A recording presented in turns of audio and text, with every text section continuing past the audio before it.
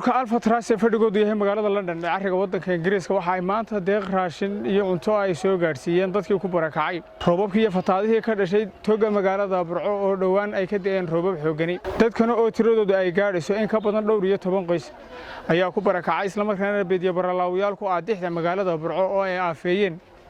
roobabkii iyo fatahaadihii ka dhashay roobabkii ka xoog lahaa ee dhawaan ka da'ay magaalada Burco xarunta gobolka Togdheer waa kuwan mas'uuliyiinta xafiis goboleedka Universal TV ee magaalada Burco xarunta gobolka Togdheer oo ka hadlaya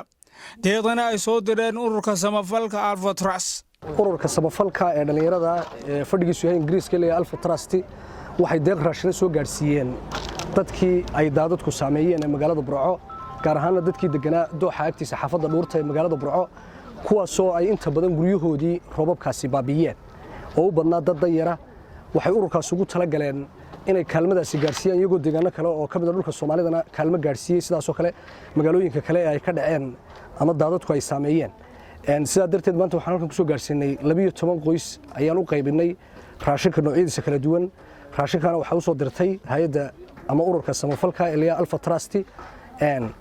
waxaan ugu baaqaynaa dadka kale ee muxsiniinta ee muslimiinta meel kasta ay joogaan in ay ku daydaan Alpha Trust ururka dhalinyarada is xilqaamay lan tanaalu albirra hatta tunfiqu mimma tuhibbun ilaahay baa quraankiisa inoogu sheegay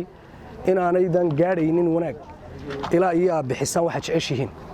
arraahimuuna yarhamuhumur rahmaan kuwa naxariista ayuu ilaahay u naxariistaa rasuulkeena kaleey salaatu wasalaam inoo sheegay marka waxaan doonaynaa dadka islaamka ee dhibaataysan ma aha intan waxba ka tarmayso raashinkan loo keenay waxa laga yaabaa in maalmo kooban ay karsadaan oo inta bisha Ramadaan lagu jiro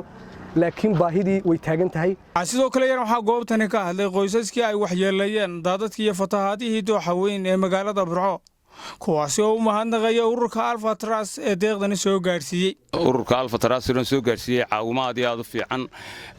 ilaahay waxaan ugu rajaynaynaa xasanaad inuu ka siiyo meesha ka soo saarina wax ka fara badan ilaahay ugu bedelo marka waxa weeyaan dawladii iyo dadkii mas'uulka wadankan hadeer u ahaana wax islaam kama hayno manay iman ururka Alpha Trust oo deeqdan caawimaad ah ee maanta halkan taala sidii waanu ka gudoonay mahadda koobaadna waxa iska leh allihii soo dhexmariyay halka keenaba mahadda koobaad iska leh ururka sidii deeqdaasi halkan keenay dhalinyarada soo xilqaantay lagu sheegayna aad baan ugu mahadnaqaynaa waan u ducaynaa iyagu ducay mudan yihiin mahadnaqasi ilaahay baa leh dadka noo kaalmeeyay walaalaha muslimiinta u kaalmeeyay dadkii dadku qaatay u kaalmeeyay aad bay u salaaman yihiin maxaa sheegay waan idinka gudoonay khayr iyo baraka iyo barwaaqo weydiin rajeerina sidoo kale waxa jira dad kale oo aan ka mid ahayn qoysaska maanta deeqdani la gaarsiiyay kuwaas oo ka mid ah dadkii ay daadadku waxyeelayeen isla markaana dulsaarka ku ah dadka deriska laalka masiibadani ka dhacday dadkani ayaa isugu jira kuwa naafa ah oo laxaadkoodu aanu dhammaystirnayn kuwa dhimirka ah iyo kuwa cimri jooga oo daa waxa ka mid ah hadaladoodii iyagoo fariimo u diraya walaalaha muxsiniinta ah ee ku nool daafaha dunida waxaan halkan ku hayaa nin baarlaysa oo waxa weeyaan jabay waxa weeyaan ninkaasi waa ninkii aan daadka ka soo qaaday tuurta ayaan ku soo qaaday waxa weeyaan hooy ma hayo waxaan idinku salaamayaa salaamta islaamka walaalayaal dabeetana hooyaday oo waxaan hayaa baarlaysa oo maxay tahay gaangari ku dhacday oo aan adduun u waayay markii dabale walaaladay bay markaas islaamka waxaan ka codsanayaa inay maxay ahayd noo gargaaraan dadkani waxa ay noo sheegeen in aanay ahayn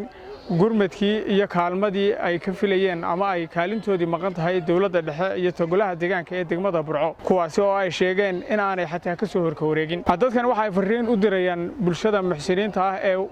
ku kala nool daafaha dunida iyadoo lagu jiro xilli Ramadaana waa Cabdi Axmed Yuusuf telefishinka caalamiga Universal magaalada Burco